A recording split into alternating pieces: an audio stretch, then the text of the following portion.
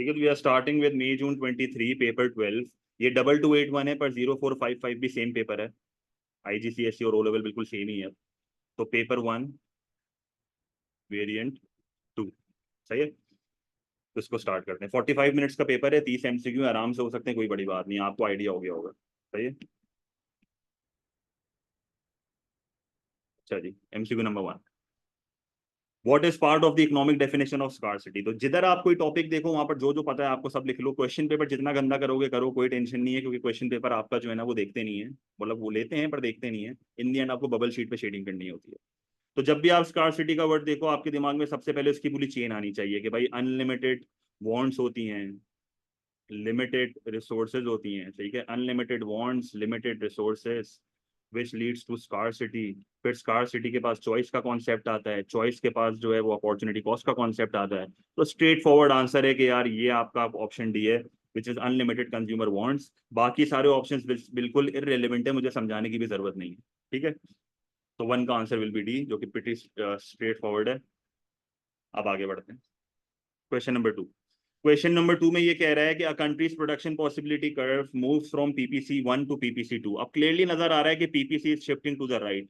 जिधर तुमने इस चीज को आइडेंटिफाई कर दिया ना कि PPC जो है वो शिफ्ट हो रहा है, वहां पर तुम्हारे दिमाग में एकदम से क्लिक होना चाहिए कि यार सर ने बताया था कि PPC सिर्फ उसी केस में शिफ्ट होता है जब क्वांटिटी या quality of factors of production में चेंज आ जाता है। तो always look for the option जहां पर वो क्वांटिटी या क्वालिटी ऑफ FOPs को टच कर रहा है। तो आप यहाँ पर देखो, better education will shift the PPC to the right, higher investment will shift the PPC to the right. अगर वो कैपिटल गुड्स पे हो रही है, और नॉर्मली इन्वेस्टमेंट वाले ऑप्शन से PPC शिफ्ट ही हो रहा होता है, जितने भी MCQ मैंने आज तक देखे हैं। सही है। और अगर हम लोअर अनएम्प्लॉयमेंट की बात करते हैं तो लोअर अनएम्प्लॉयमेंट या अनएम्प्लॉयमेंट का बढ़ना या अनएम्प्लॉयमेंट का गिरना एक्चुअल को चेंज करता है, वो कभी भी पोटेंशियल को चेंज नहीं करता। अनएम्प्लॉयमेंट के बढ़ने या गिरने से आपका PPC कभी भी शिफ्ट नहीं हो रहा होता, जो भी हो रहा होता है एक्चुअल में हो रहा होता है। क्लियर है, PPC के अंदर हो रहा होता है जो भी हो रहा होता है। क्लियर है ये चीज पे मसला। ठीक है, तो यहाँ पर मैं लिखूंगा फॉल्स, तो मेरे पास आंसर क्या होगा, डी हो। क्लियर है, ये 2 MCQ। तरीका समझ आ रहा है किस तरीके से करना है, सारे ऑप्शन देखने हैं, हर चीज देखनी है, सिर्फ सही वाले ऑप्शन को नहीं देखना। ठीक है,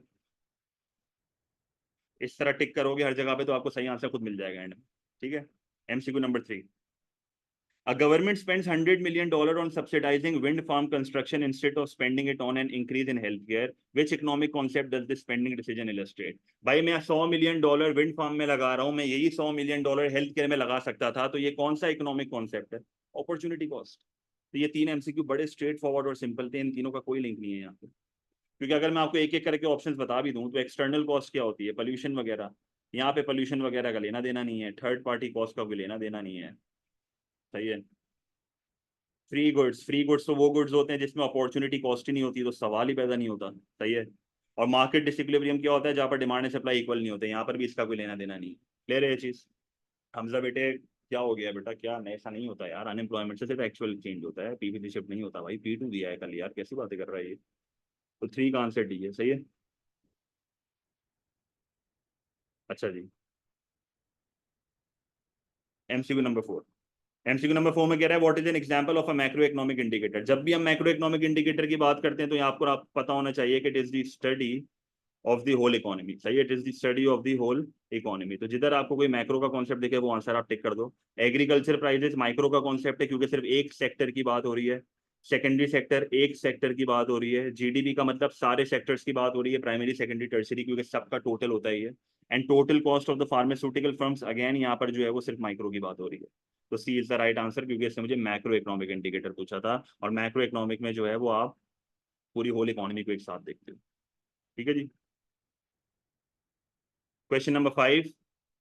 Good X is demanded in two areas, Y and Z. The table shows the amount of X demanded in these areas at different prices. आपको क्लियरली एक चीज नजर आ रही होगी कि एरिया Y में चीज ये गुड X बहुत ज्यादा खरीदा जा रहा है। तो ये एरिया Y में ये गुड बहुत ज्यादा खरीदा जा रहा है, पर एरिया Z में ये गुड इतना ज्यादा नहीं खरीदा जा रहा। तो आपको अब ऑप्शन सेलेक्ट करना है। पहला ऑप्शन कह रहा है what can be concluded from the table, consumers in area Y are more willing and abled than consumers in area Z to buy good X। बिल्कुल सही आंसर है, क्योंकि आप देखो एरिया Y में ज्यादा क्वांटिटी डिमांड हो रही है as compare to area Z। इसका मतलब एरिया Y वाले लोग जो है ना वो ज्यादा विलेंगे two by this good as compare to area Z। Clear है चीज। अब ऑप्शन बी में ये कह रहा है consumers in area Y are richer than consumers in area Z.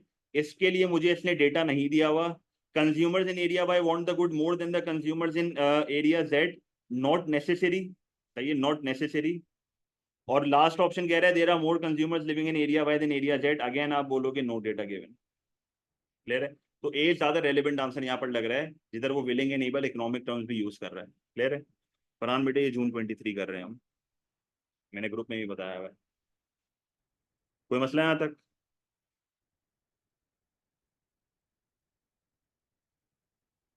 No data का मतलब है कि आपके पास इतना डेटा ही नहीं है कि आप इस चीज को कंक्लूड कर सको कि मुझे इसने यहाँ पर टेबल में क्या बताया हुआ है कि ये तो इनकम थोड़ी दी हुई है इसने, जैसे फॉर एग्जांपल, तो मैं नहीं बता सकता कौन ज्यादा रेसर है कौन नहीं। सही है? आहिस्ता आहिस्ता होगा, आहिस्ता आहिस्ता होगा बेटा, प्रैक्टिस करते जाओ, सब हो जाएगा। बहुत टाइम है हमारे पास अभी। सही है? अच्छा, MCQ number 6, which price elasticity of demand would cause an increase in total revenue if the price of the good increased? ये बड़ा इंटरेस्टिंग क्वेश्चन है। ये कह रहा है कि अगर एक प्रोडक्ट की प्राइस बढ़ती है तो ऐसा कौन सा इलास्टिसिटी का केस है जहां पर टोटल रेवेन्यू बढ़ जाता है। अब मुझे ये पता है कि यहाँ पर प्राइस और रेवेन्यू का रिलेशनशिप पॉजिटिव है। अब मसला यहाँ पर क्या आता है? मसला यहाँ पर ये आता है कि प्राइस और रेवेन्यू का पॉजिटिव रिलेशनशिप दो केसेस में होता है। तो ये प्राइस और रेवेन्यू का पॉजिटिव रिलेशनशिप दो केसेस में होता है। पहला केस इन इलास्टिक डिमांड। सही है? इन इलास्टिक डिमांड में कैसा होता है कि प्राइस ज्यादा से बढ़ती है, क्वांटिटी कम से गिरती है, टोटल रेवेन्यू बढ़ जाता है। और दूसरा केस कौन सा होता है याद है? Perfectly in elastic demand. Perfectly in elastic demand वो केस होता है जहां पर प्राइस अगर फॉर एग्जांपल 5% से बढ़ रही है तो quantity will remain the same and total revenue will increase by 5%। तो फर्क पता होना चाहिए इन इलास्टिक और परफेक्टली इन इलास्टिक में। इन इलास्टिक डिमांड में प्राइस और रेवेन्यू का प्रोपोर्शनेट चेंज नहीं होता, पर परफेक्टली इन इलास्टिक में प्राइस और रेवेन्यू का प्रोपोर्शनेट चेंज होता है। ये फर्क होता है दोनों में। रिलेशनशिप दोनों में पॉजिटिव है, पर एक जगह पे प्राइस और रेवेन्यू का प्रोपोर्शनेट चेंज है, पर एक जगह पे प्रोपोर्शनेट चेंज नहीं है। मतलब जैसे यहाँ पर अगर फॉर एग्जांपल प्राइस 10% से बढ़ रही है तो रेवेन्यू शायद 8% से बढ़ेगा। समझ आया? पर बढ़ेगा, रिलेशन पॉजिटिव ही है।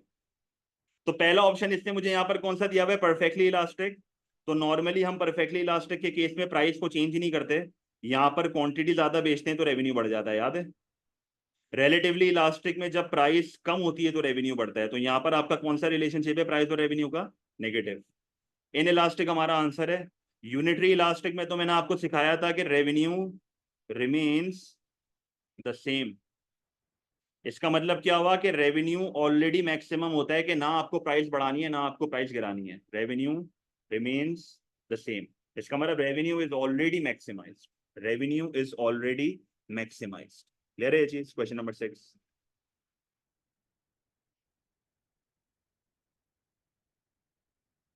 फरहान बेटे अभी करते रहो, मैंने वो सारा स्टार्ट में बताया है कि पेपर में ना आपको क्वेश्चन पेपर नहीं सबमिट करना होता, मतलब सबमिट आप करते हो, आपका क्वेश्चन पेपर चेक नहीं होता, आपको एक बबल शीट मिलती है, आप उसमें शेड करते हो। सही है? तो वो मैं आपको सिखाऊंगा किस तरीके से होता है, उसकी टेंशन नहीं लो, अभी वो मैं सिखा दूंगा।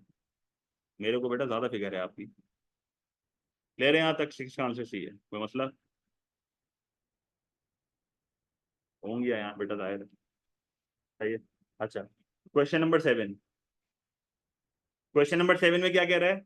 The diagram shows the supply curve for coffee.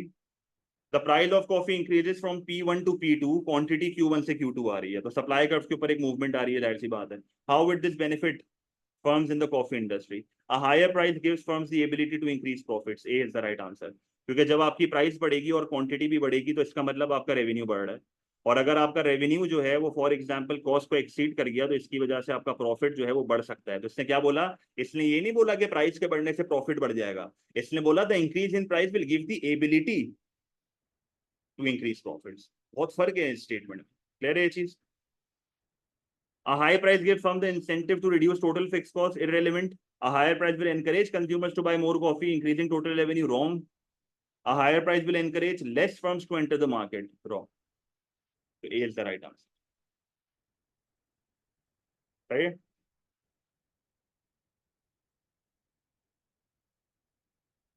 अच्छा, question number 8। What might be an external benefit? External benefit क्या होता है? थर्ड पार्टी बेनिफिट, जो कि ना कंज्यूम कर रहा है ना प्रोड्यूस कर रहा है, फिर भी उसको बेनिफिट हो रहा है, third party. Of N increase in the number of university graduates in economy. अब एक इकोनॉमी में यूनिवर्सिटी ग्रेजुएट्स हो रहे हैं, इसका थर्ड पार्टी बेनिफिट क्या होगा? N increase in the revenue for the universities for from fee paying students. This is private benefit, क्योंकि ये यूनिवर्सिटी का प्रॉफिट है ना, ये कोई थर्ड पार्टी बेनिफिट थोड़ी है। An increase in the tax revenue from a more productive labour force. B is the right answer. क्यों? क्योंकि जब लोग पढ़े लिखे होंगे तो इससे quantity and quality of output बढ़ेगा, जिसकी वजह से गवर्नमेंट का टैक्स रेवेन्यू बढ़ेगा and the government can use this money on health care and education. It is a third party benefit, क्योंकि उनको भी फायदा होगा इस टैक्स रेवेन्यू से, उनको भी फायदा होगा जो ना एजुकेशन ले रहे हैं ना एजुकेशन प्रोवाइड कर रहे हैं। तो third party. An increase in the graduate employment as a percentage of working population. Again this is a private benefit, क्योंकि अगर पढ़ाई करके तुम्हें नौकरी मिलती है तो ये सिर्फ तुम्हारा फायदा है, क्योंकि तुम पैसे कमाओगे। An increase in the wages for graduates. Again this is the private benefit, क्योंकि अगर तुम्हारी नौकरी लगती है, तुम पैसे कमा रहे हो, तो ये तुम्हारा अपना बेनिफिट है, तुम अपने पैसे किसी और को थोड़ी दे रहे हो। तो 8 का आंसर विल बी। ठीक है। Question number 9। The price of a good increases. सही है, एक गुड है जिसकी प्राइस बढ़ चुकी है। व्हाट कुड कॉज दिस, मतलब कह रहा है कि इन चारों ऑप्शन में से ऐसी कौन सा ऑप्शन है जो कि प्राइस को बढ़ा सकता है। तो पहला ऑप्शन हमारे पास क्या कह रहा है? The cost of raw material falls. अगर cost of raw material fall होगी तो इसकी वजह से पहले के मुकाबले में सप्लाई बढ़ेगा। जब सप्लाई बढ़ेगा तो मार्केट में सरप्लस होगा, इस सरप्लस की वजह से प्राइस कम हो जाएगी। तो ये तो आंसर नहीं हो सकता। The incomes of the consumer rise. अगर कंज्यूमर जो है वो पहले के मुकाबले में ज्यादा पैसा कमाएंगे तो इसकी वजह से वो डिमांड भी ज्यादा करेंगे। जब वो डिमांड ज्यादा करेंगे तो मार्केट में शॉर्टेज होगी, और उस शॉर्टेज की वजह से पहले के मुकाबले में प्राइस बढ़ जाएगी। तो B is the right answer. बाकी ऑप्शन भी देख लेते हैं। सही है, बाकी ऑप्शन भी देख लेते हैं।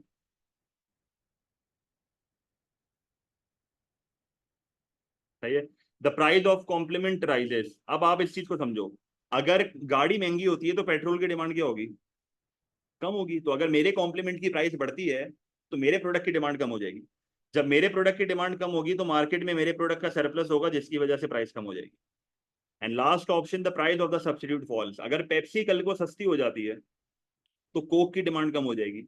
जब कोक की डिमांड कम होगी तो कोक का सरप्लस होगा, जब कोक का सरप्लस होगा तो प्राइस कम हो जाएगी। तो 9 का आंसर विल बी बी। सही है, 9 का आंसर विल बी बी। ठीक है, कोई मसला?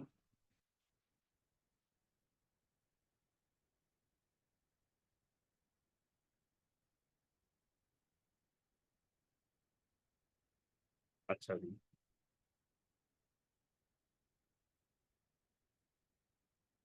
तो देखो, सारे ऑप्शन इवेल्युएट करेंगे तब जाके जो है ना गलती के चांसेस कम होंगे। ठीक है। Question number 10। Imposing a maximum price. Maximum price क्या होता है, याद है? It is a price control, जिसका मकसद क्या होता है? प्राइस को कम करना। याद है एक अफेक्टिव मैक्सिमम प्राइस का लगता है बिलो द इक्विलिब्रियम। याद है एक अफेक्टिव मैक्सिमम प्राइस का लगता है बिलो द इक्विलिब्रियम। इस तरीके से लगता है ना, पूरा डायग्राम नहीं बना रहा पर जनरली बस समझा रहा हूँ। तो ये क्या होती है? ना ये फिस्कल पॉलिसी है, ना ये मॉनेटरी पॉलिसी है, ये रेगुलेशन है, ना ये सप्लाई साइड पॉलिसी है। तो 10 का आंसर सी है। फिलहाल अच्छी बात है, पर देखो यहाँ पर आपके ना कॉन्सेप्ट रिवाइज होते हैं, फिर सारे ऑप्शन देखा करो। सही है। 11। सेवर्स सफर एज इन्फ्लेशन राइजेस टू 4.4%। बहुत ऑब्वियस सी बात है, क्योंकि एक बंदा जब पैसे सेव करता है और इन्फ्लेशन आती है तो उसकी पैसों की रियल वैल्यू कम हो जाती है। Which function of money is most involve? अब जाहिर सी बात है, सेविंग का लेना देना किस फंक्शन ऑफ मनी से होता है? स्टोर ऑफ वैल्यू से। इन्फ्लेशन जो है वो स्टोर ऑफ वैल्यू के फंक्शन को खत्म कर देता है। तो C is the right answer. Simple. बड़े आसान एमसीक्यू है ये। One of the functions of money is to act as the measure of value. Measure of value का मतलब पता है कि आप जो है ना वो किसी चीज की भी वैल्यू बता सकते हो यूजिंग मनी, कि भाई ये इतने का है, ये इतने का है। यूनिट ऑफ अकाउंट भी कहते हैं इसको, याद है? मेजर ऑफ वैल्यू को दूसरे लफ्जों में क्या बोलते हैं? Unit of account. ये भी फंक्शन ऑफ मनी है। What does this mean? Money allows people to borrow and lend. ये कौन सा फंक्शन है? स्टैंडर्ड ऑफ डेफर्ड पेमेंट, कि भाई आपने आज पैसा लिया बाद में दे दिया। Money allows people to save their surplus income, ये क्या है? Store of value. Money is use to buy goods and services, ये क्या है? Medium of exchange. Money is use to compare the worth of different goods and service, ये क्या है? Measure of. तो आपको पता होने चाहिए कौन सा क्या है, क्योंकि इन दी एंड कल को ये एमसीक्यू रिपीट हो जाएगा और वो रिक्वायरमेंट चेंज कर देगा। सही है। 12 का आंसर डी होगा। क्लियर है ये चीज? यहाँ तो कोई मसला, यहाँ तो कोई टेंशन?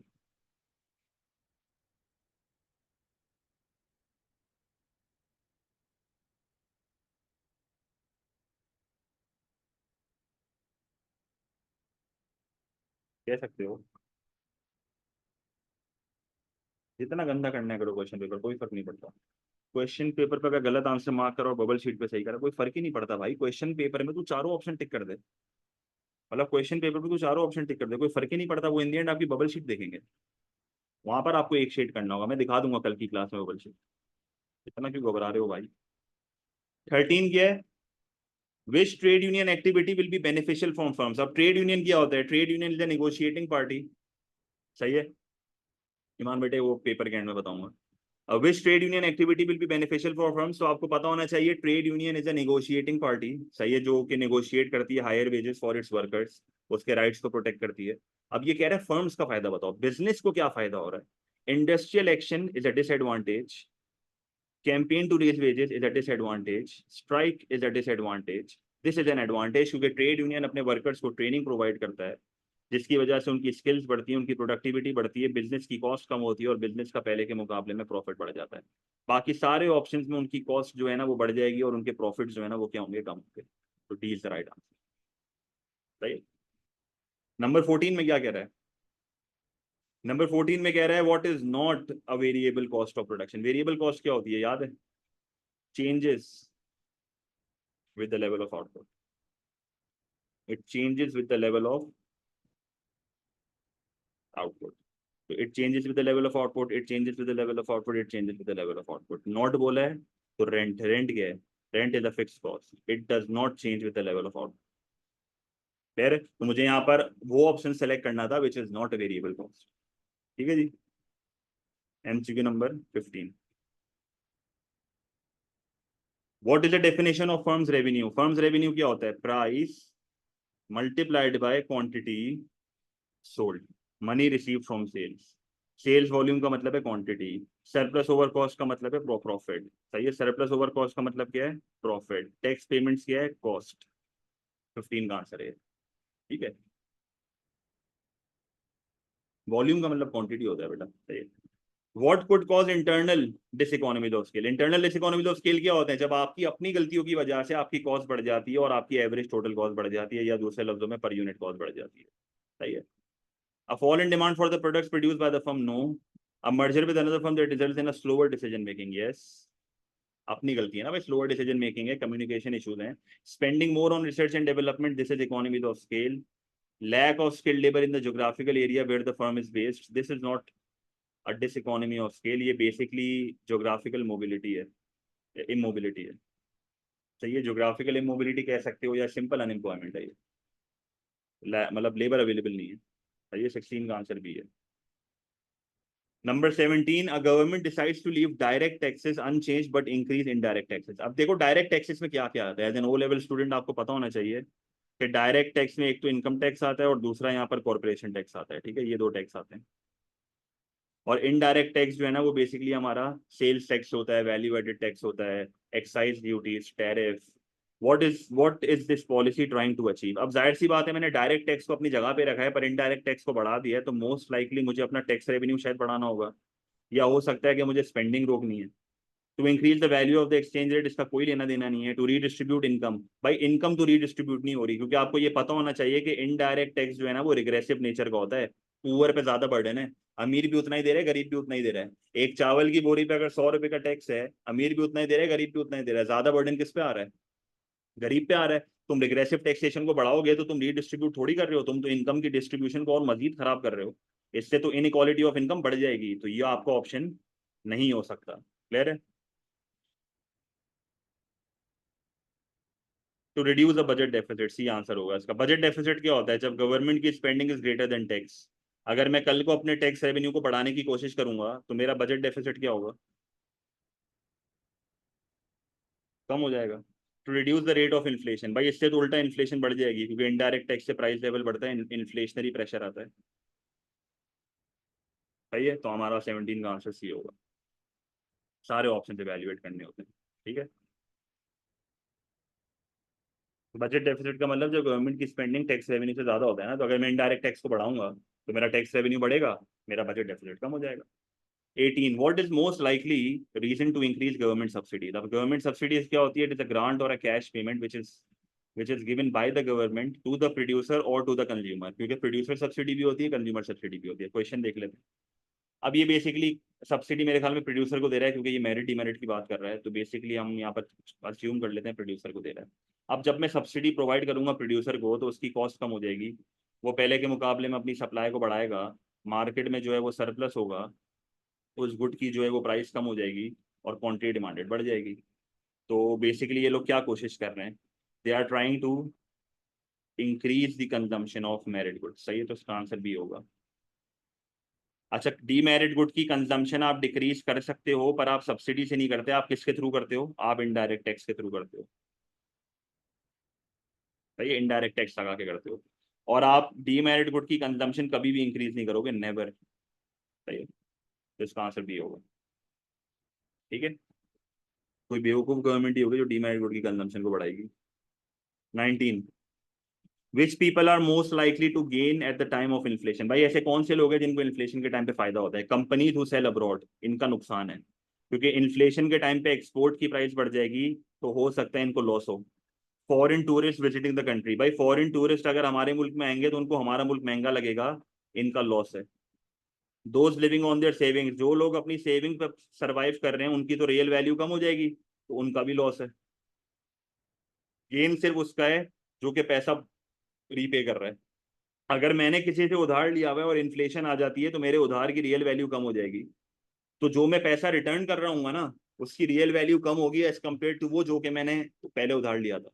तो हमेशा याद रखना, eight the time of inflation borrowers को हमेशा फायदा होता है, क्योंकि द अमाउंट दे रिटर्न, उसकी रियल वैल्यू ऑफ डेट जो है ना वो बहुत कम होती है एज कम्पेयर टू जब वो पैसा लेके गए होते हैं। सही है, जब वो पैसा लेके गए होते हैं। क्लियर है, तो 19 का आंसर विल बी डी।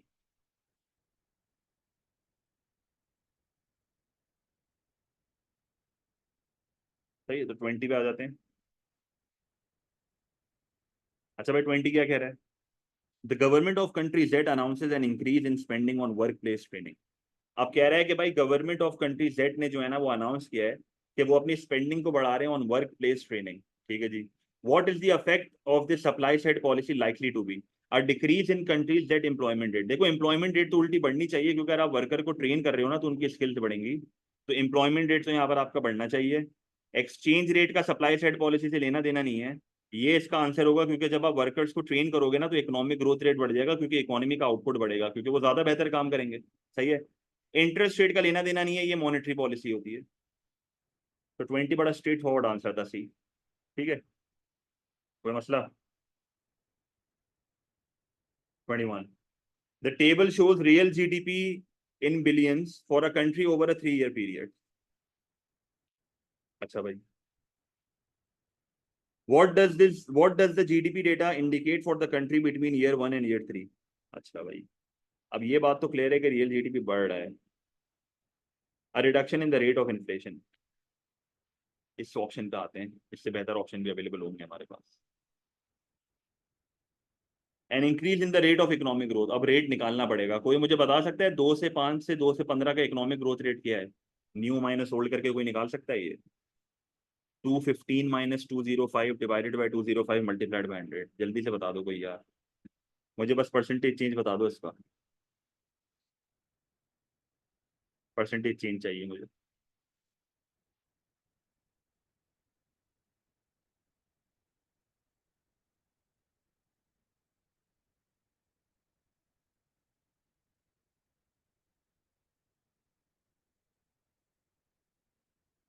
4.65। 4.65, और 215 से 219 का कितना है, 1.82%। ठीक है, तो मैंने परसेंटेज चेंज निकाला है बस, 2 से 5 से 215 का और 2 से 15 से 219 का, बड़ा सिंपल स्ट्रेट फॉरवर्ड है। अब ये कह रहा है कि इकोनॉमिक ग्रोथ रेट इंक्रीज हो रहा है, नहीं हो रहा, उल्टा गिर रहा है, तो ये भी आंसर नहीं हो सकता। The existence of economic growth, pretty straight forward answer, यही आंसर होगा इसका। The existence of economic growth per capita, per capita में नहीं बता सकता, पर कैपिटा का मतलब होता है पर हेड। क्यों नहीं बता सकता, क्योंकि मेरे पास पॉपुलेशन का डेटा नहीं है, मेरे पास पॉपुलेशन का डेटा नहीं है, तो मैं नहीं बता सकता ऑब्वियसली। सही है, तो मसला, तो फिर ये भी नहीं होगा। Rate of inflation obvious answer नहीं है, इसका आंसर सी है, क्योंकि आउटपुट के बढ़ने से भी रियल जीडीपी बढ़ता है, जरूरी नहीं है कि इन्फ्लेशन के कम होने से ही बढ़ रहा हो। सही है। 22, what is the likely consequence of a falling level of unemployment. अच्छा, अब अनएम्प्लॉयमेंट कम हो रही है, ठीक है। अनएम्प्लॉयमेंट क्या हो रही है, कम। अब अनएम्प्लॉयमेंट कम होगी तो वेजेस पे डाउनवर्ड प्रेशर नहीं होगा, वेजेस पे अपवर्ड प्रेशर होगा, क्योंकि अनएम्प्लॉयमेंट होने का मतलब क्या है, कम होने का, कि मार्केट में वर्कर्स की शॉर्टेज हो रही है। तो जब वर्कर्स की शॉर्टेज होगी तो पहले के मुकाबले में वेजेस क्या होंगी, बढ़ेंगी। Increase in the welfare benefit payments, no, क्योंकि जब अनएम्प्लॉयमेंट ही कम होगी तो आपको अनएम्प्लॉयमेंट बेनिफिट्स कम देने पड़ेंगे। Arise in the absolute poverty, no, it will fall, क्योंकि इकोनॉमी में अनएम्प्लॉयमेंट कम हो रही है। Arise in the income tax revenue, yes, क्योंकि अगर एक इकोनॉमी में अनएम्प्लॉयमेंट कम होती है तो people will be earning more, और जब लोग ज्यादा पैसे कमाएंगे तो ऑब्वियसली गवर्नमेंट का टैक्स रेवेन्यू भी जो है वो बढ़ेगा। ये गवर्नमेंट का टैक्स रेवेन्यू भी जो है वो बढ़ेगा, तो इनकम मतलब टैक्स रेवेन्यू बढ़ेगा। ठीक है, कोई मसला।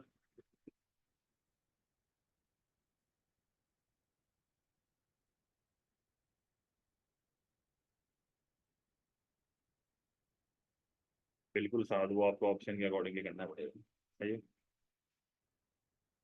अच्छा, 23, the diagram shows Italy's unemployment rate and GDP per head. तो इससे मुझे दो ग्राफ्स यहाँ पर दिए हुए हैं, एक अनएम्प्लॉयमेंट रेट का दिया हुआ है और एक इसने मुझे जीडीपी का दिया हुआ है।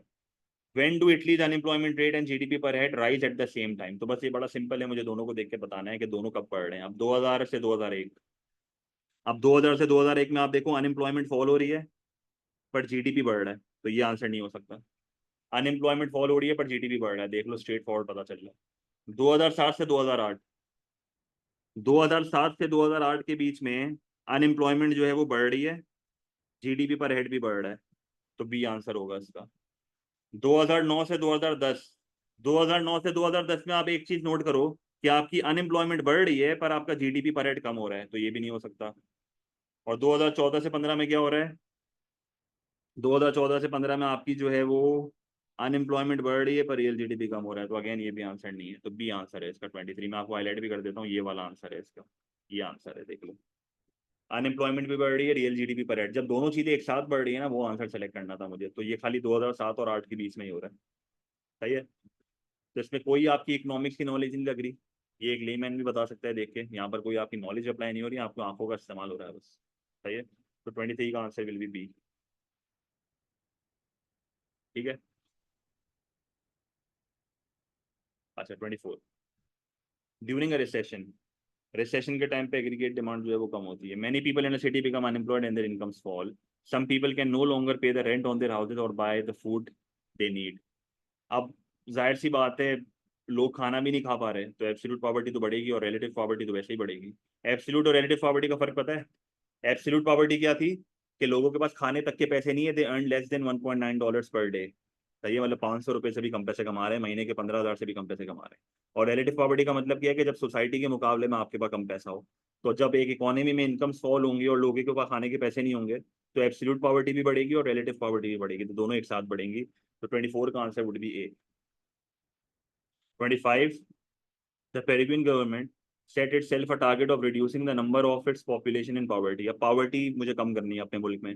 What change does not indicate the Peruvian government had made progress towards it। मतलब कह रहा है कि ऐसी कौन सी पॉलिसी है इनकी जिधर ये इनका पॉवर्टी एम कम करने का ऑब्जेक्टिव पूरा नहीं हो रहा। अब एम्प्लॉयमेंट के बढ़ने से पॉवर्टी कम होगी, इन्फेंट मोर्टेलिटी के बढ़ने से पॉवर्टी बढ़ रही है मजीद, क्योंकि इसका मतलब है कि एक इकोनॉमी में एक साल से पहले इन्फेंट मोर्टेलिटी क्या होता है, कि इन्फेंट एक बच्चे मर रहे हैं, एक साल की उम्र एक अपनी पहली बर्थडे से पहले मर रहे हैं।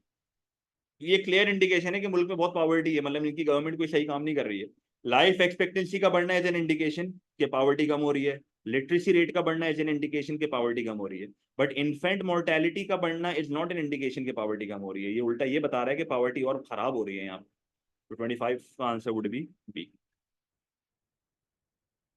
26, what is not a reason for the decline in the manufacturing industry in developed economies in recent years। कह रहा है ऐसे कौन सी रीजन नहीं है of the decline in the manufacturing sector, growth of newly industrialized competitive countries, it is not a reason, बल्कि it is a reason, ये reason है, मतलब इट इज अ रीजन, क्योंकि अगर ग्रोथ होगी तो मसला होगा। It is not a reason, ये रीजन नहीं, ये तो उल्टा और ग्रो करेगा। ये क्या क्या लिखा हुआ है, invention of automated production method, इससे तो मैन्युफैक्चरिंग इंडस्ट्री और ग्रो होगी। Rising cost of the steel industry, it is a reason. Considerable skill shortages as school leavers, ये भी इट इज अ रीजन। तो मुझे कोई ऐसा ऑप्शन ढूंढना था जो रीजन नहीं है। तो 29 6 का answer would B P. 27, the table show the countries exports and imports. ये तो यार बड़ा वाहियात सवाल है, टोटल करके बता देगा कोई? 200 एक्सपोर्ट ऐड होता है, इम्पोर्ट माइनस होता है, तो बीओटी पूछ रहा है मुझसे, ये बीओटी बड़ा सिंपल है बताना। क्या आंसर आ रहा है यहाँ पे? +10 -3 ना, क्योंकि ये +10 है, ये -3 है, तो टोटल मेरे पास आंसर कितना आ रहा है? +7। अब +7 का मतलब क्या है? +7 का मतलब क्या है? +7 का मतलब है सरप्लस। सही है, डेफिसिट तो है ही नहीं। सी आंसर होगा इसका, बीओटी सरप्लस है। सही है, तो 27 का आंसर सी होगा। ठीक है।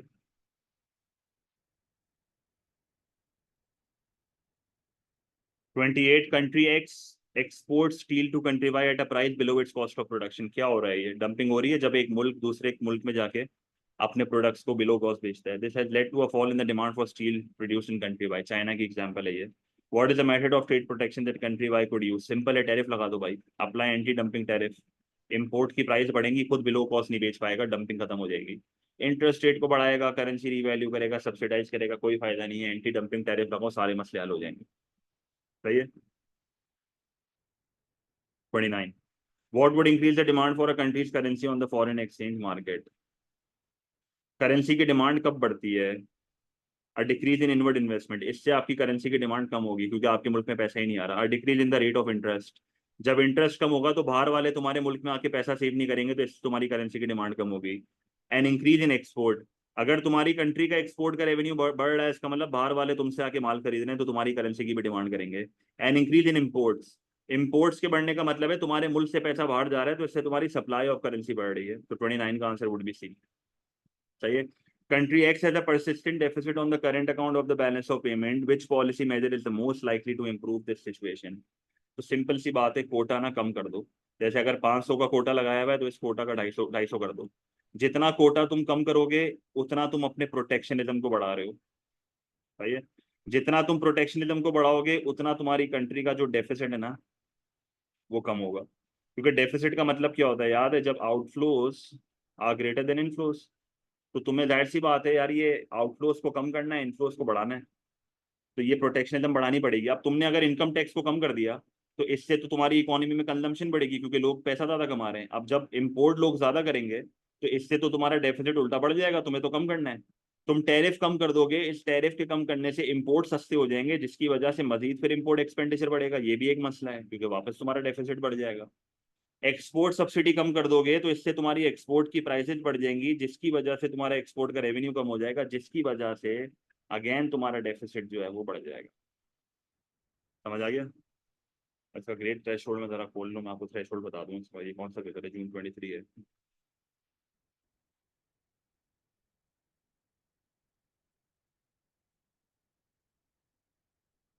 23 पे